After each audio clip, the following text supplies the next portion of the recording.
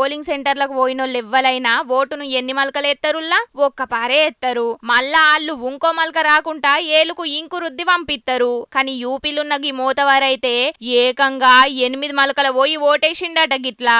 అగో చూస్తున్నారు కదా వీడియోలా ఎన్ని మలకలు వచ్చిండో ఏళ్ళు చూపెట్టుకుంటా చెప్తున్నాడు మోతవారి. ఫరూకాబాద్ అనే జాగలకెంచి బీజేపీ తరపున పోటీ చేస్తున్న లీడర్ కు గుద్దిండట గిట్లా దొంగోట్లు.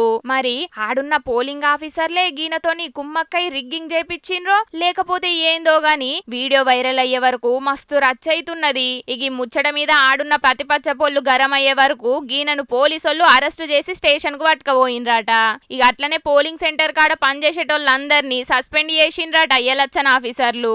గీసొంటి రిగ్గింగులు చేస్తున్నారు కాబట్టే బీజేపీలు 400 సీట్లు గెలుస్తున్నామని ధీమాతోని చెప్తున్నారని అనవట్టిండ్రు ప్రతిపక్ష పోళ్ళు.